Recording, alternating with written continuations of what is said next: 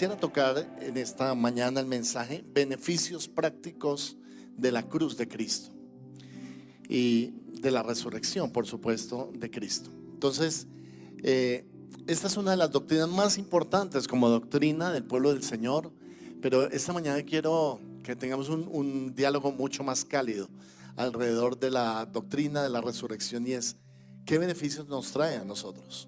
¿Y cómo podemos ponerla en práctica? ¿Cuál es el aspecto práctico de la resurrección? Y por eso quiero invitarlos a leer Mateo capítulo 28, versículo 1 al 10. Mateo 28, 1 al 10. Y lo primero que quiero comentarles o compartirles esta mañana es que cuando uno escucha la resurrección parece un cuento, ¿no? Parece algo, pues, que es, más parece como una historia, una fábula. Y uno dice, pero sí será real que alguien puede resucitar de entre los muertos. Y quiero preguntarles, ¿ustedes han estado en funerales? ¿Alguna vez les ha resucitado uno de esos? ¿Cierto que no? Yo nunca he visto. Que digo, es más, me asustaría donde se me levante el muerto. Yo creo que salgo corriendo, ¿no? ¿No crees que esa es la posición humana? Claro que sí. ¿Por qué? Porque hemos estado en situaciones donde vamos y velamos a un ser querido, velamos a un amigo, y nos asustaría mucho que se levantara la persona. Entonces, ¿por qué debemos creer que Cristo sí se levantó? Y si eso realmente influye en el tipo de decisión de cristianismo, de fe que yo voy a vivir. Y ahí es donde está el secreto de esta predicación, de esta enseñanza esta mañana. Porque tú has venido y dices, yo lo entiendo como una idea, ¿no? Como una enseñanza, pero ¿qué beneficio? ¿Cómo aplico la resurrección de Cristo a mi vida? De tal manera que yo pueda salir hoy con una conciencia plena de que mi cristianismo es victorioso, de que yo puedo tener fe en el Señor y que la resurrección es verdad y es real. Y aquí leímos un relato de unas mujeres. Ahora, lo primero que quiero decir es que en los 4 evangelios aparece la resurrección. Y a veces es muy difícil colocar de acuerdo a una o a 2 personas para que den un testimonio. Mucho más difícil a 4 personas que están dando el testimonio de lo que pasó ese día y en ese fin de semana. Cristo fue crucificado el viernes entre las 2 tardes antes del día de reposo de los judíos, que era el sábado. Luego estuvo enterrado desde el viernes, el sábado, y dice, y al amanecer el primer día.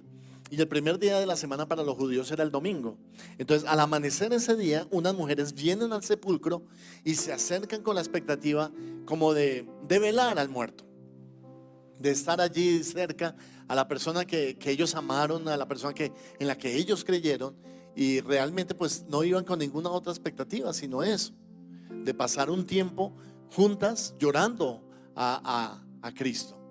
Y cuando se acercan al sepulcro, ellas ven que hay un gran terremoto, dice, y que un ángel del Señor descendió y movió la piedra. Y como hecho histórico, los sepulcros, como normalmente lo hacían, eran cavados en la roca, eran cavados en la montaña, y luego que colocaban a la persona dentro del sepulcro, ellos corrían una piedra muy grande para sellar la tumba, de tal manera que ninguna persona tuviera acceso a la tumba adentro, porque ocurría lo normal, la descomposición del cuerpo que ellos estaban enterrando. Entonces lo enterraban junto con un sudario, que era una vestidura, como una túnica muy liviana, y luego colocaban aromatizantes dentro de la persona, es decir, entre la túnica o la tela y la persona, y luego la enterraban. Movían esa gran piedra. Dicen que algunos de esos sepulcros, hasta 4 hombres tuvieron que mover la piedra, que era una piedra grande, para colocarla y sellar la tumba. Entonces no era tan fácil que alguien moviera la piedra. Y eso es lo primero que como que quiero ministrarle a ustedes esta mañana. Y es: ¿cuántos de nosotros, hermanos, estamos iguales? O sea, hemos quedado en una etapa en nuestra vida donde sentimos que alguien puso una piedra y no nos deja salir. Y a veces la piedra tiene que ver con limitaciones, tiene que ver con encerramiento. Nos hemos encerrado en nosotros mismos, consideramos que ya no podemos avanzar más. A veces, hermanos, esa piedra, sin que nadie te la coloque, te la han colocado tus padres cuando dicen que no creen en ti, tus amigos, los familiares que creen que tú no vas a avanzar en la vida. Y yo dije: Señor, es verdad, ¿no? ¿Cuántas veces nosotros mismos tenemos piedras que no nos dejan avanzar en la vida y que han sido colocadas por otros y no por nosotros mismos? la vergüenza, una separación, un divorcio, la pérdida de un ser querido, la pérdida de un semestre de la universidad, hasta equivocarse de carrera universitaria. Y todas esas cosas lo que nos dicen es grandes pesos que alguien ha puesto sobre nosotros y que no nos dejan avanzar en la vida. Y necesitamos que alguien remueva la piedra. Y esto que está pasando aquí, lo que dice el Evangelio, es que vino alguien y removió esa roca y ellas lo vieron como un ángel de Dios. Y sabes que cuando hay una persona como en esta prédica, y yo tengo esa expectativa, ¿no?, de decirte que Dios está removiendo la piedra sobre tu vida esta mañana. ¿Cuántos dicen amén? Hay alguien que está moviendo la piedra. Cuando estamos en una prédica de estas, cuando yo estoy en una palabra de estas y alguien me está animando y me dice: tú también puedes salir, tú también puedes dejar de vivir esa vida como en prisionero, como en esclavitud, como con un gran peso que no te deja avanzar. Alguien está moviendo la piedra en tu vida para que tú salgas en victoria. Aleluya. Y eso para mí es lo primero que yo quiero establecer, y es: hermano, yo no voy a dejar que en mi vida haya piedras que no me dejen crecer como una persona de Dios. No voy a dejar de creer en el Señor, no voy a dejar de confiar en Él. Aunque otros no crean en mí, hay uno en los cielos que cree en mí. Aleluya. Y eso es lo que pasó cuando dice que había un ángel. Ahora nota lo siguiente: hasta el Señor necesitó que alguien moviera la piedra por Él.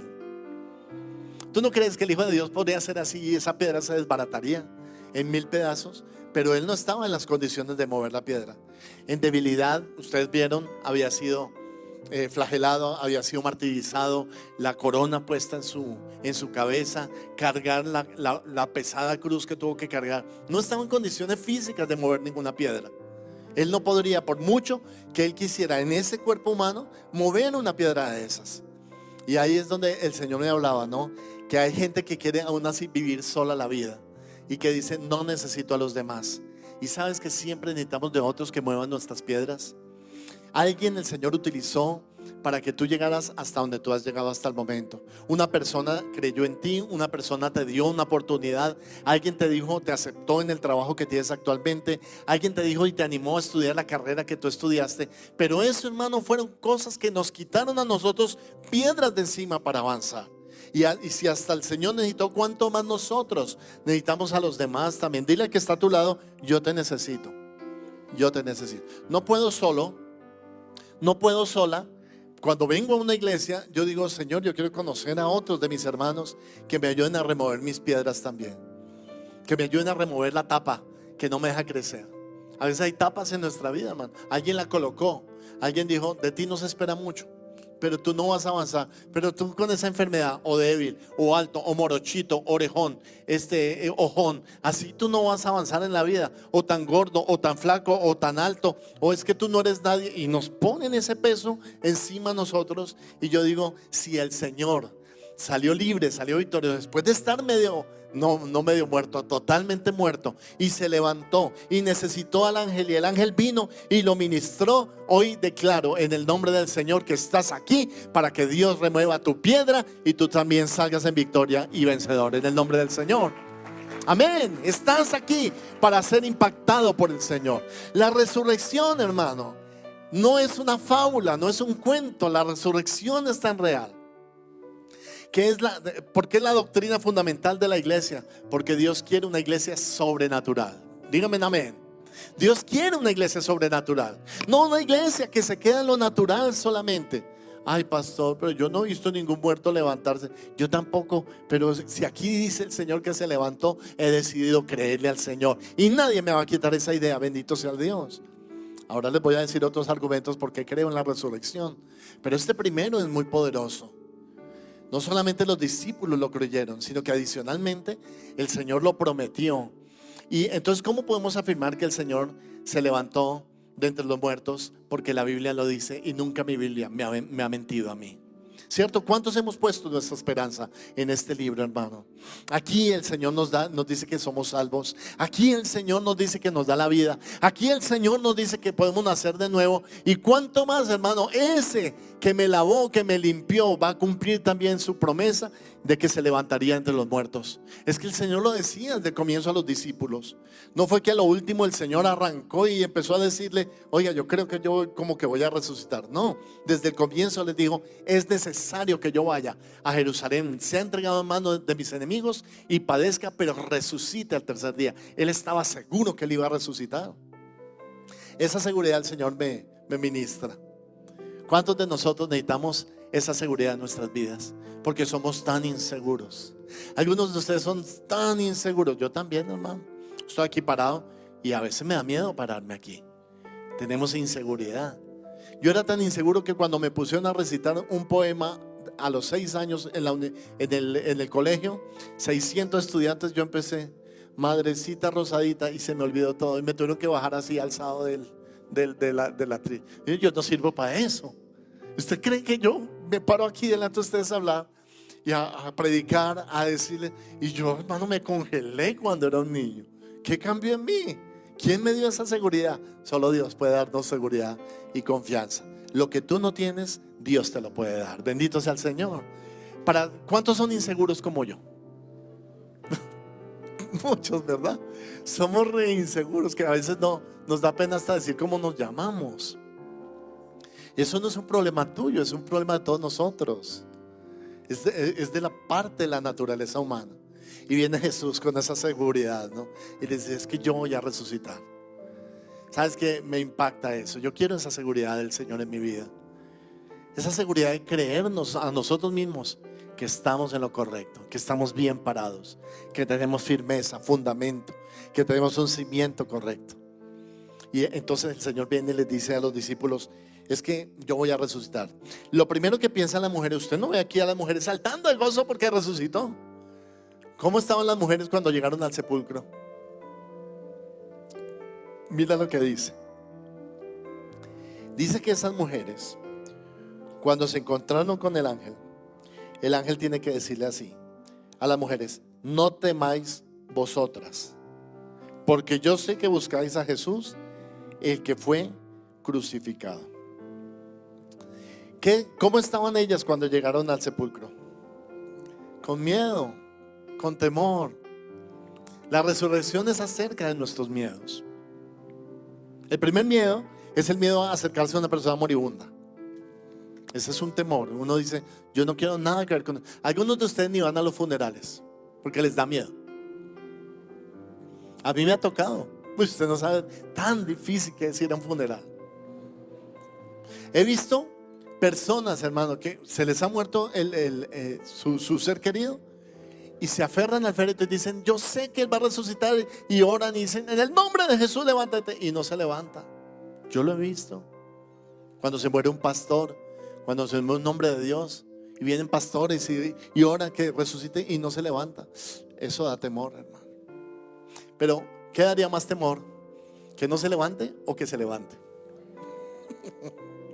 Que se levante. Qué increíble, ¿no? Son dos tipos de temores distintos. En el primer temor es el miedo a la muerte, a lo desconocido. Pero el segundo temor es el miedo a lo que no podemos entender, a lo sobrenatural, a lo que no cabe en nuestra mente. Y ese también es un temor de los creyentes, de los cristianos. Usted es del grupo mío. Pero ¿sabe que hubo un cristiano que tuvo mucho temor y casi no lo supera? Se llamaba Tomás. ¿Cuántos han escuchado a Tomás? La noche que el Señor se le presentó a los discípulos después de resucitar, vino y todos ellos supieron que el Señor había resucitado, menos Tomás. Era el único que no fue a la fiesta esa noche. Y el Señor les dijo, oiga, ¿y Tomás dónde está? No, Señor, no sabemos qué le pasó.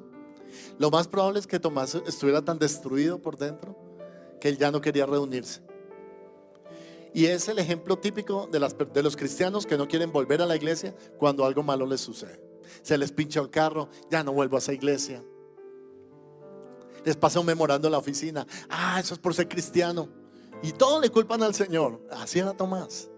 Dijo, ya no vuelvo a esa iglesia. Tomás, ¿por qué no quieres volver a la iglesia? No, es que dijo que iba a resucitar y no ha resucitado, y todo lo que nos ha pasado. Le dijo, Tomás, es que el Señor resucitó, ya se nos presentó a nosotros. No, yo no puedo creer.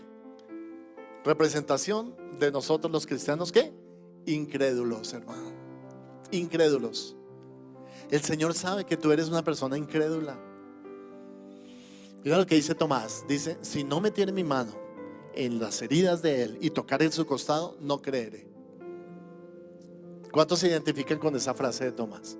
No, es que yo no, lo que yo no vea, yo no creo. Entonces estamos aquí ante una lucha titánica de la fe. ¿Cómo puedo tener fe cuando todo a mi alrededor me dice que debo confiar en mi razón, en mi razonamiento y en mis pensamientos? Y en mis pensamientos no cabe la idea de que alguien se levante entre los muertos. Y eso fue lo que dijo Tomás. Dijo Tomás, no voy a creer. Entonces el Señor le dio una segunda oportunidad. Hizo otra reunión, otra fiesta. Reunión. Y llegaron todos y esta vez sí llegó Tomás. Y el Señor se dirige especialmente a Tomás.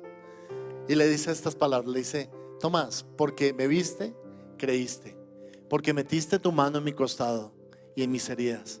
Pero bienaventurados, todos digan bienaventurados, los que creyeron sin ver. Ahí está. Este es la enseñanza principal esta mañana. Y es que Dios necesita un pueblo que crea en milagros, hermano. Un pueblo sobrenatural. ¿Cuántos dicen amén? Gente que no tenga el temor de dejar a Dios obrar. Gente que no tenga temor de que sucedan milagros, sanidades. Y si Dios quiere levantar un muerto, gloria a Dios, Él es Dios. Y ahí, hermano, tú necesitas aprender lo que es la fe. Entonces Dios no quiere un pueblo temeroso, desconfiado y totalmente natural, sino un pueblo que tenga fe y pasión por el Señor. ¿Cuántos son casados aquí? Si alguien les hubiera dicho, ustedes se van a casar y van a sufrir, van a ser miserables, la persona con la que se una les va a hacer la vida de cuadritos, ¿ustedes se hubieran casado? ¿Cierto que no? ¿Cuántos se han casado así? Ustedes se casaron porque en fe, miren lo que es la fe, pensaron y dijeron, tal vez esta persona me va a hacer feliz, la amo, voy a pasar buenos años con esta persona y creo que vamos a salir juntos adelante. Cierto que sí, se casa uno cuando uno tiene fe, pero uno no se casa lleno de temores, sino no se casa de miedos. Lo que te estoy enseñando esta mañana es tan poderoso que hace la diferencia entre un cristiano lleno de fe y confianza en el Señor y uno que todo duda. Ay, ¿será que Dios sí me va a bendecir? ¿Será que sí me va a ir bien en la vida? ¿Y será que sí puedo terminar la universidad? ¿Y será que sí me va a ir bien en este matrimonio? ¿Y qué tal que el hijo no me salga? ¿Y qué tal que el hijo sí me salga? ¿Y qué tal que? ¿Y qué tal? ¿Y qué tal? Y no hacemos nada en la vida, hermano. Pero Cristo te está diciendo, ten seguridad, ten fe, ten confianza en mí y en mi palabra, te dice el Señor. Si puedo vencer la muerte, lo puedo vencer todo para que tú seas bendecido. ¿Cuántos dicen amén? Entonces se trata de una lección de fe, hermano. Dios quiere que tú, como los apóstoles que dudaron, que todo eso, tienes derecho a dudar, pero lo que no tienes derecho es a quedarte en tu duda. Voy a repetirlo, tienes derecho a dudar, pero no tienes derecho a quedarte como una persona que duda. Tienes derecho a dudar, pero ¿para qué? Para que crezcas en tu fe y te lleve a ser una persona sobrenatural. Que creas en milagros. El Señor te va a sanar. ¿Cuántos dicen amén? El Señor puede levantar a los muertos y darles vida. El Señor puede salvar tu hogar. El Señor puede salvar a tus hijos. El Señor te va a ayudar para que termines la universidad. Dios te va a dar para ese carro, para esa casa, para lo que sea. El Señor te va a ayudar para que emprendas. ¿Por qué? Porque Él lo ha dicho y Él lo hará. Y si Él lo dijo y Él lo hará, ¿quién soy yo para negarlo? Prefiero creer en el Señor, ya que Él dijo y Él cumplió en la resurrección. Denle un aplauso fuerte al Señor. Bendígalo con todo su corazón. Dios se levantó de los muertos. Lo segundo que pensé es cómo metieron al Señor en la tumba. Y lo metieron en un estado, en una situación donde verdaderamente estaba muy golpeado. Las heridas que él tenía eran irreparables. Por eso esa película de la Pasión nos impactó tanto, porque veíamos el látigo romano que terminaba en 3 esferas metálicas y desgarraba la carne de la persona. Eran heridas irreparables. Cuando tocaba la columna vertebral, la persona ya quedaba paralítica. Si tocaba la cabeza, la destruía el cráneo. O sea, era una cosa fuerte. Y eso fue lo que el Señor pasó. Entonces, luego cuando él muere, el soldado le atraviesa una lanza en el costado para asegurarse de que estaba muerto. Si él hubiera tenido todavía sangre en su cuerpo, entonces hubiera salido sangre, sale agua ya no había sangre, totalmente desangrado. Entonces piensa una persona desangrada, martirizada, toda la noche ha sido golpeado, luego tiene que cargar la cruz. ¿Cómo está el estado de su cuerpo? ¿Usted cómo lo vería? Totalmente desastroso, sanguinolento y destruido totalmente. Entonces lo colocan allí en ese estado, en la tumba. Entonces las mujeres cuando se acercan y ven la tumba abierta, ellas quieren entrar y ver al Señor. ¿Y qué esperan ver? Al mismo que pusieron ahí. Y quieren ver al Señor y seguramente dicen, va a estar lleno de sangre, horrible la escena que vamos a encontrar. Pero cuando entran no ven absolutamente nada. Y entonces ellas salen y empiezan a preguntar qué pasó con el Señor. Y viene el ángel y les empieza a decir, no teman ustedes, porque yo sé que ustedes buscan a Jesús. Él fue crucificado, pero no está aquí.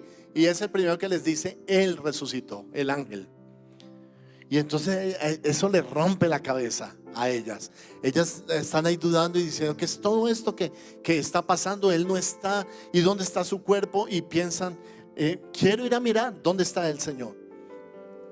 En ese miedo y en ese temor les dice, vayan ustedes a Galilea y anuncien que el Señor ha resucitado entre los muertos. Y ellos empiezan a caminar, pero dice, entonces ellas saliendo del sepulcro con temor y gran gozo. Todos digan temor y gozo. Qué rara esa combinación de emociones, pero puede suceder. Cuando te ibas a casar, ¿tenías temor y gran gozo? Cuando tienes un hijo, ¿tienes temor y gran gozo? Cuando te ponen por primera vez a tu bebé en los brazos, te dicen, este es tu hijo. Temor, ¿qué voy a hacer ahora? Pero gozo, uy, gracias a Dios, aquí lo tengo. Son dos combinaciones interesantes. Pero lo que quiero decirte es que la resurrección te lleva a moverte del temor al gozo.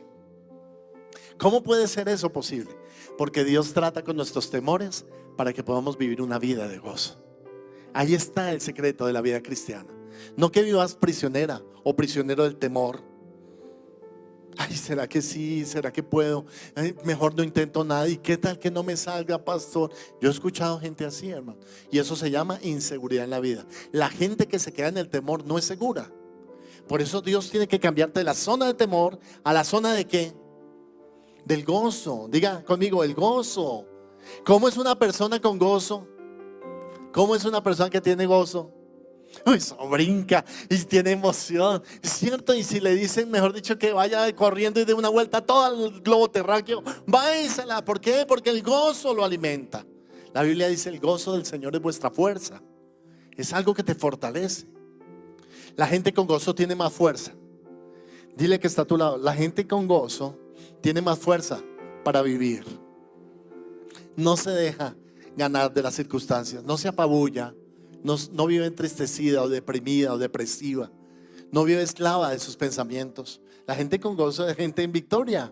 Es gente en libertad. Es gente que es segura. Es gente que se para y dice, yo sé en quién he creído. Como le dijo Pablo. Pablo dijo así, yo sé en quién he creído. Esa frase me gusta mucho de Pablo. Yo sé quién es el Señor. Yo sé que puedo poner mi confianza en Dios. Y Él no me va a dejar. Eso se llama certeza. Entonces, ¿cómo te mueve Dios de una zona a la otra? Te mueve del temor al gozo. No quiere que te quedes estancado en los temores. ¿Y qué tal si? ¿Qué tal si? ¿Qué tal si siendo cristiano me va bien? ¿Y qué tal que no me salga de ese negocio? ¿Y qué tal que mi hijo pruebe la droga? ¿Y qué tal que? Y empezamos los pensamientos, ¿no? Y ahora tienes que moverte a la zona del gozo, donde ellas salieron con gran gozo. Todos digan gran gozo. No era un gozo cualquiera, era una alegría sin igual, que le produjo ese resultado de tener esa alegría, la noticia de que el Señor estaba vivo. Pero ellas lo vieron martirizado. Entonces volvámonos la película un poquito. ¿Cómo estaba el cuerpo del Señor? En lo que les describí, vuelto nada. O sea, no servía, ese cuerpo no servía. Y ahora llegan a este punto y les digo, ¿cómo cambiar de la zona del temor a la zona del gozo? Encontrando a Jesús resucitado. La clave en la vida cristiana es encontrarse, tener un encuentro con Jesús, pero resucitado. Sé, hermano, que ustedes fueron a iglesias tradicionales cuando eran pequeños, y lo primero que uno encontraba era al crucificado, ¿sí o no? Y a veces hasta sangre de verdad le ponían, ¿no? Y uno, y chum, la gota de sangre y todo, a ver qué pasaba, ¿no? Porque la imagen que nos han vendido es la muerte. Pero esa no es la imagen del Evangelio. La imagen del Evangelio que Dios quiere que tú tengas no es de Jesús solo crucificado, es la de Jesús resucitado. Y entonces ellas lo ven. ¿Y por qué no pudieron creer que era el Señor? Porque ya no había heridas, había sido sanado. Ya todo ese martirio, ese cuerpo que no servía, había sido reemplazado por un cuerpo totalmente sano. Y ahí es donde está el poder de la resurrección, que me lleva primero a creer lo sobrenatural, pero segundo a creer en milagros, y especialmente que Dios es mi sanador. ¿Cuántos dicen amén? Si Dios es tu sanador, así como sanó a Cristo, te puede sanar a ti también, hermano. Y entonces, para las personas que están luchando con una enfermedad, con una condición médica, tal vez el médico te ha dicho algo no salió bien en el examen, tal vez te están diciendo no vas bien, hay síntomas que tú tienes, tal vez te ha tocado difícil en la vida con una enfermedad que tú no esperabas y que estás luchando, y tú dices, ¿cómo voy a salir de esto? Tienes que salir con la visión de que Cristo, el Señor, en el poder de resurrección, Él es mi sanidad, Él es mi sanador. Él me va a sacar de la enfermedad a la zona de la sanidad. Él me va a sacar del temor a la enfermedad, a la zona de la vida, porque Cristo es vida para nosotros. ¿Cuántos dicen amén y se alegran en eso? Entonces, si Cristo sanó entre la tarde del viernes y el domingo en la mañana, también Dios te sanará a ti en el nombre de Jesús. He dicho, Dios te sanará a ti en el nombre de Jesús. Esa certeza, hermano, de la sanidad divina no proviene de un pastores de Estados Unidos que nos enseñan a orar por la sanidad. Proviene de aquí, de la sanidad que tuvo el cuerpo del Señor, de que se levantó y ya no estaba herido, ya no estaba macerado, mal logrado su cuerpo, demacrado, moribundo. Ya no se presenta así, ahora se presenta como ellas lo saludan, él se les acerca y les dice salve, que es un saludo muy especial. Y luego dice que ellas, acercándose, abrazaron sus pies y le adoraron. Y me gusta esto, hermano, porque la resurrección nos quita el temor a la enfermedad y nos lleva a la zona de la sanidad con el Señor. Cualquiera que sea la enfermedad que tú tengas puede ser restaurada, porque Cristo Jesús ha vencido la enfermedad y la muerte también. Tal vez es el temor a la muerte y te da temor porque perdiste un ser querido, perdiste un bebé, a lo mejor en un aborto, perdiste a alguien y todavía estás llorando a esa persona. Pero fíjate que lo mismo estaban haciendo ellas con Jesús. Ellas iban a llorar a Jesús a la tumba. Pero ¿cómo salieron de la tumba? Piensa en eso. Entraron llorando, ¿y cómo salieron? El Señor resucitó. Ay, lo amo. Ay, qué bueno que el Señor cumplió en eso. Qué bueno que Él está vivo. Dios es bueno. Y empezaron a alabar al Señor porque Él había resucitado. El Señor cambió, hermano, el luto literalmente por manto de alegría. Dice la palabra del Señor. El Señor va a cambiar tu luto en manto de alegría, en bendición, para que sí lloramos a nuestros seres queridos, pero también nos animamos con la esperanza de la resurrección en el futuro. Dios nos va a levantar de entre los muertos. ¿Cuántos dicen amén? Apláudale fuerte al Señor.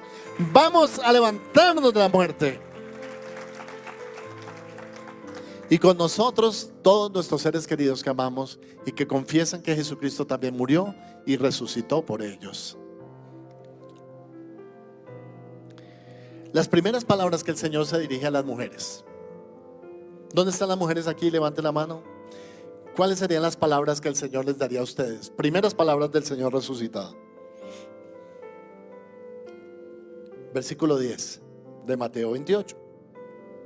Mujeres, el Señor les dice, acaba de resucitar. Su primer discurso, el saludo, ya está. Pero ahora las primeras palabras del Señor.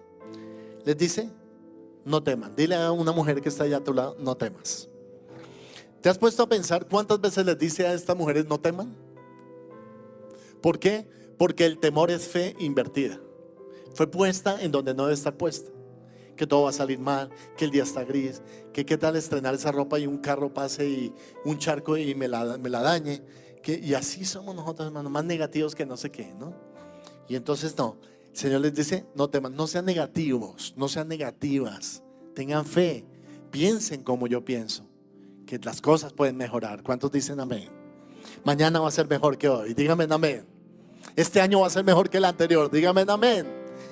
Entonces hay una victoria en el Señor en lo que Él les dice, no tengan temor. El ángel les dijo, no tengan temor, porque el miedo es fe inversa, fe mal aplicada, fe en lo malo. Oye, la energía que tú tienes para pensar en que todo va a salir mal es la misma energía que puedes utilizar para pensar que todo va a salir bien. Voy a repetirlo. ¿Para qué te desgastas tanto pensando en que todo va a salir mal, si ese desgaste puedes usarlo en que todo va a salir bien? Pero entonces la preocupación nos lleva a la zona del temor. Ustedes están preocupados, y preocupados no pueden dar lo mejor de ustedes mismos. Preocupados no pueden avanzar. Preocupados no pueden crecer. Preocupados no pueden salir adelante, porque eso es una atadura para sus vidas. Pero cuando se liberan del temor, entonces pueden avanzar en lo que Dios quiere. Y les dice, no temáis. ¿Cuál es la segunda palabra que les dice aquí? Id, que significa vayan. Mujeres, vayan. ¿A qué? Vayan. Bueno, Señor, ¿a qué tengo que ir? Vayan. Y dice, den las nuevas a mis hermanos. Vayan y prediquen. Dile a una mujer que está allí, vaya y predique. ¿Y qué los hombres que dijeron, ay no, eso no es con nosotros, solo para las mujeres? En este pasaje sí, pero después el Señor les va a decir a todos los demás. Mateo 28, 19 dice, por tanto, id y haced discípulos a todas las naciones, bautícenlos en el nombre del Padre y del Hijo y del Espíritu Santo. ¿Y a quién le dice eso? A todos sus discípulos. O sea, el mandamiento no era solo para las mujeres. Ahora, quiero felicitar a las hermanas, porque el Señor las escogió a ustedes para de primera mano darles la noticia de la resurrección. Porque a lo mejor si se lo dice a los hombres, ellos empiezan, no, eso es imposible, hermano. Yo vi cuando quedó ahí el cuerpo. Y el otro dice, sí, hermano, no, eso no, eso no. Vámonos a llorar, pero a la taberna, al bar. Y el otro dice, yo me imagino ese diálogo de los hombres, hermano. No, eso con un aguardientico se nos pasa. Y toda esa cosa que dicen los borrachos allá en los funerales, ¿no? ¿Y por qué los hombres no ni entendemos eso? Pero gloria a Dios por las mujeres que tuvieron la sensibilidad y llegaron y entendieron la escena inmediatamente. ¿Qué esperaban ver a ellas? Al Señor en derrota. Cuando lo vieron en victoria, bien, lo vieron sano, ellas empiezan ¿a qué? A adorarlo.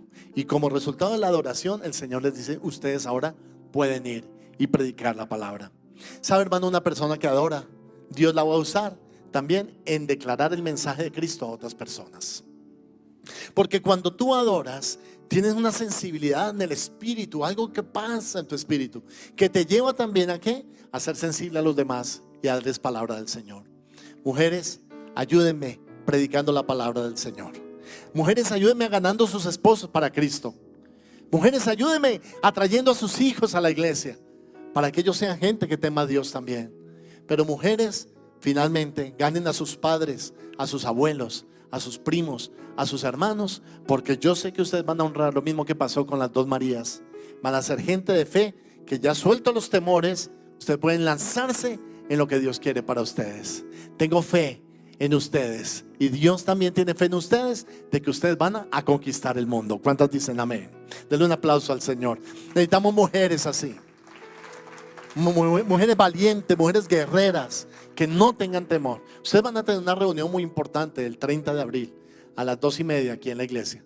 Las esperamos, porque ustedes son muy importantes en el reino de Dios. Entonces el Señor las manda, les dice, vayan y den la noticia a mis hermanos, para que vayan a Galilea y allí también me verán. Luego, hermanos, la resurrección es la doctrina más importante de la iglesia cristiana.